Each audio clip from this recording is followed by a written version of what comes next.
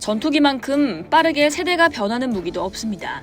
제트기 시대로 접어든 1940년대 말 등장한 1세대에 이어 2세대 초음속 전투기가 등장했고 1960년대부터는 레이더를 장착하고 비가시거리 교전이 가능해진 3세대 전투기가 등장했습니다. 1970년대 들어서는 대공 및 대지 공격이 가능해진 4세대 전투기가, 1990년대부터는 스텔스기로 불리는 5세대 기체가 등장했습니다. 현재 서방권 국가들은 4세대 F-16, 4.5세대 라팔, 유로파이터, 그리고 5세대 전투기인 F-35 등을 사용하고 있습니다. 이제 미국과 유럽 국가들은 6세대 전투기를 개발하고 있는데요. 6세대 전투기의 명확한 정의는 아직 없지만 스텔스는 기본이고 대용량 네트워킹, 인공지능, 데이터 융합, 사이버 능력 등이 포함될 것으로 보입니다.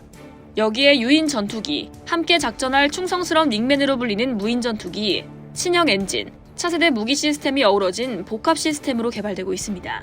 개발국을 살펴보면 미국은 공군과 해군이 차세대 공중우세기 NGAD라고 불리는 6세대 프로그램을 진행하고 있지만 F-35처럼 하나의 기체로 진행되지 않고 따로 진행하고 있습니다.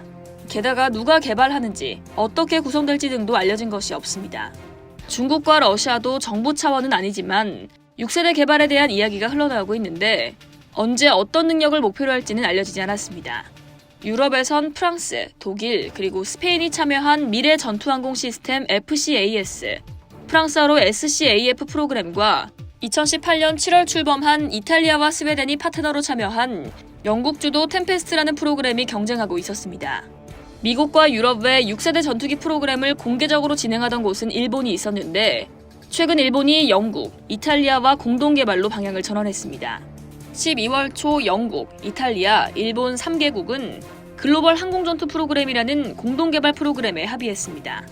원래 일본은 FX 프로그램이라는 이름으로 미국 로키드 마틴의 지원을 받아 독자 개발을 추진했는데 로키드 마틴과 협상이 실패하자 올해 중반부터 영국과 협상을 벌여왔습니다.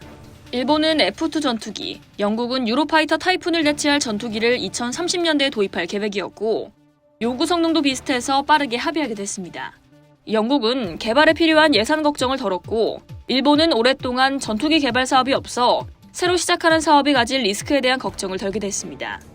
GCAP의 근간이 되는 템페스트는 영국 BAE 시스템이 주도하고 2027년까지 초음속 시제기를 제작할 예정이었습니다. 레이더는 레오나르도와 일본 미쓰비시가 공동 개발하기로 합의했습니다. GCAP와 경쟁하게 된 FCAS는 연초부터 프랑스의 다소 에비에이션과 독일 에어버스 사이에 업무 분담에 대한 합의가 이뤄지지 않아 사업이 지연되고 있었습니다. 최근에야 각국 정부가 나서서 다음 단계 진행에 합의를 이끌어냈는데요. 다소와 에어버스 간의 업무 분담 분쟁은 2019년 뒤늦게 합류한 스페인의 인드라사가 사실상 에어버스의 영향력 아래 놓여있기 때문에 일어나는 것으로 보는 견해가 많습니다.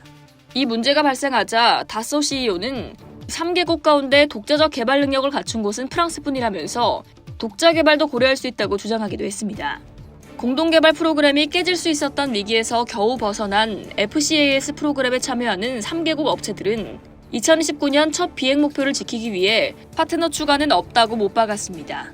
미국, 중국, 러시아를 제외하고 유럽과 일본은 이른바 조별과제로 불리는 국제 공동개발로 진행하고 있는데 앞으로도 넘어야 할 산이 많기 때문에 예정대로 순조롭게 진행될지는 지켜봐야겠습니다.